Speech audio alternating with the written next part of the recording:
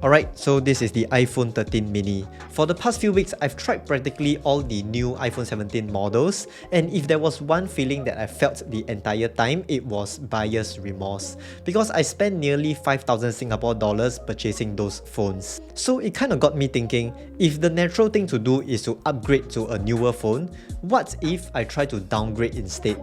And I mean downgrade in every single aspect, like screen size, battery size, and performance, the RAM on this phone. The iPhone 13 mini seems to fit that criteria really well, and I actually saw an entire subreddit raving about the portability and ergonomics of this phone. And so I bought one for myself to try for about a week to see if the hype is real or not, and also to see if downgrading to a 4-year-old phone in 2025 is a bad idea.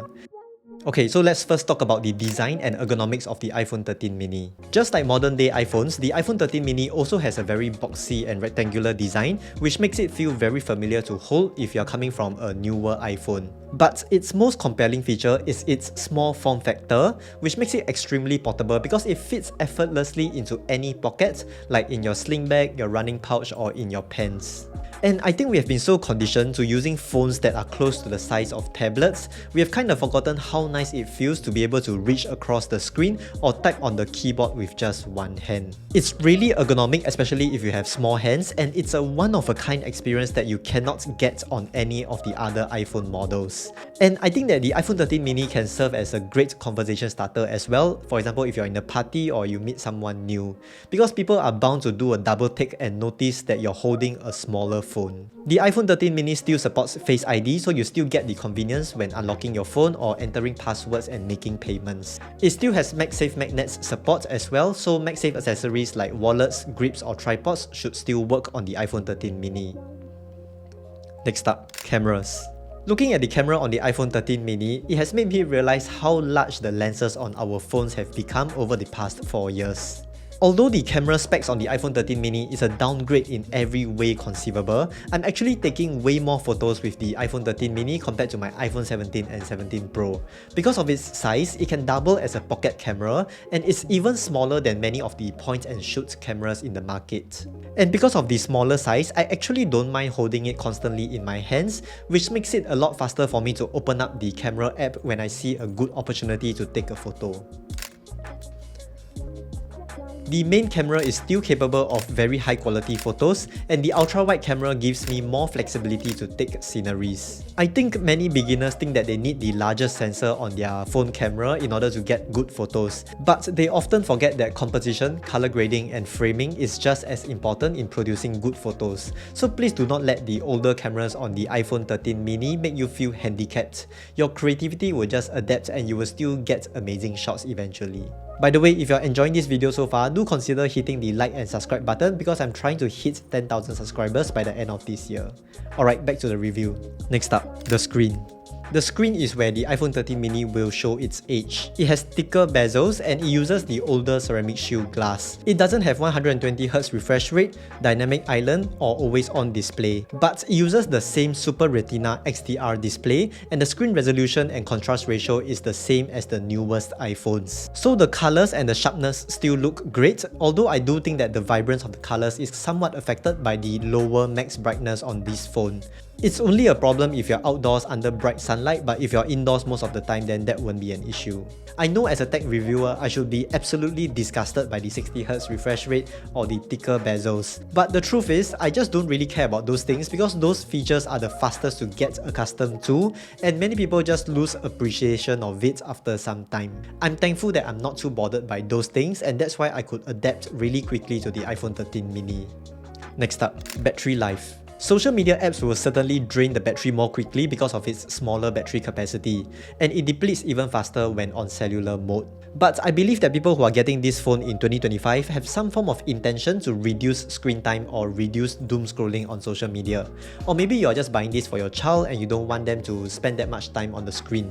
If that's the case, then the quicker battery drain on this phone can be a productive side effect. The overnight discharge rate is about 20 to 25% over 8 hours, which is quite a lot. lot, and because of that, even though I'm not using the phone as much after switching to it, I still need to give it a top up during the midday or at least charge it to full battery at least once a day. If you're like me and you work from home or from an office most of the time, then the battery life isn't really that big of an issue because you'll probably have some chargers lying around.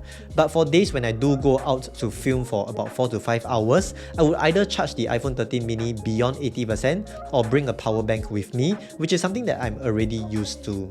Next up, charging.